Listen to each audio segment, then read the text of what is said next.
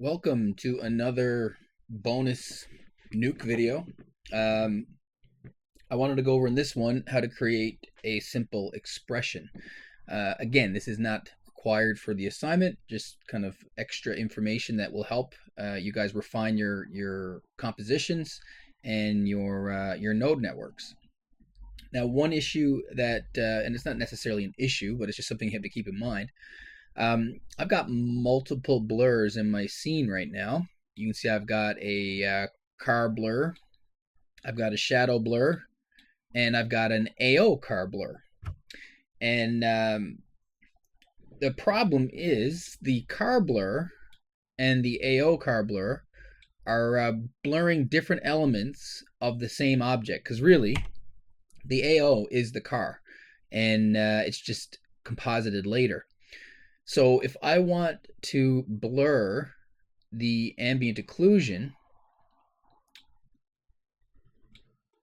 or the car for that matter, I need to blur them the same amount because they're both representative of the same object. So right now I've got two blur nodes.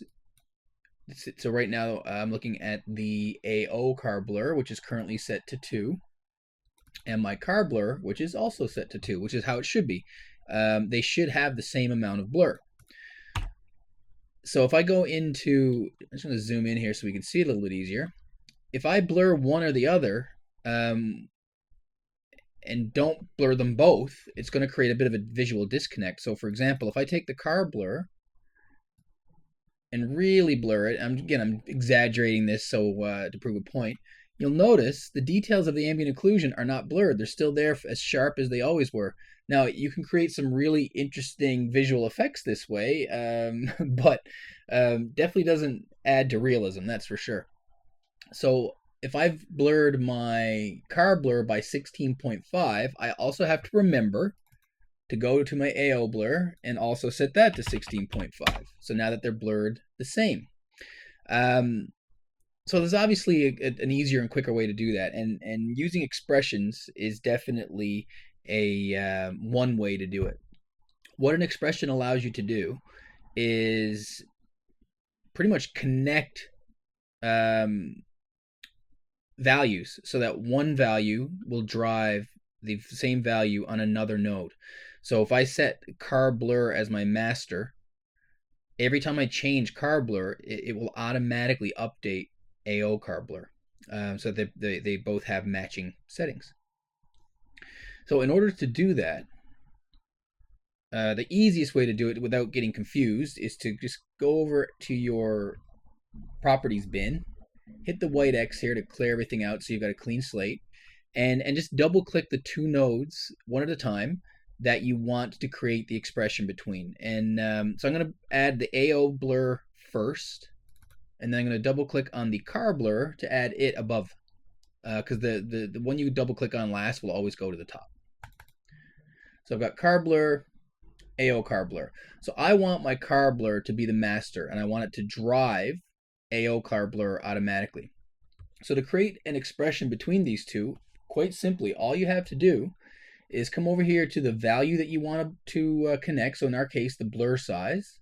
And then at the very end, you'll see this little squiggly line. And if you click on it, you can see that's the keyframe menu. So everything in here is to do with animations and keyframes and things of that nature. And you can see there's an option here to edit expressions. So the expressions are also built into this. Now, luckily, we don't, for basic one-to-one connections of expressions to drive both values identically, we don't even have to know how the expressions work. We just need to know how to connect it. And quite simply, we just hold down the control key, click and drag on the animation menu, or the squiggly line button is what I like to call it, from the master node, so in this case car blur, and drag it on top of the squiggly button of the AO car blur. And it doesn't look like anything has happened here per se, but you'll notice this is turned blue, which means it's driven by an expression.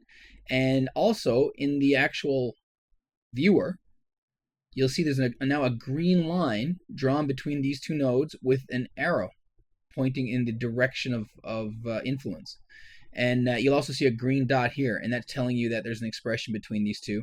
And also on the car blur, you'll see a green rectangle in the bottom corner. That shows that there's an expression connected and this is the source. I'm just going to move these so that they're in line. Again, I like straight lines in my node graph. So this green line is telling me that there's a connection. So now watch what happens to both of these values when I change the value in CarBlur. It changes both of them to the exact same value. So anytime in Nuke you have two values that you want to maintain for whatever reason, and you want them to be the same, and you don't want to have to adjust them one at a time, then creating an expression between those two values is by far the easiest way to automate that task. Also keep in mind, one last thing, expressions aren't one-to-one.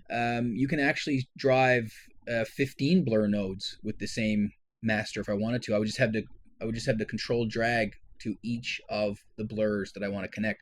So if I had multiple blur nodes that I wanted to have sync up with this, it's very, very easy to do.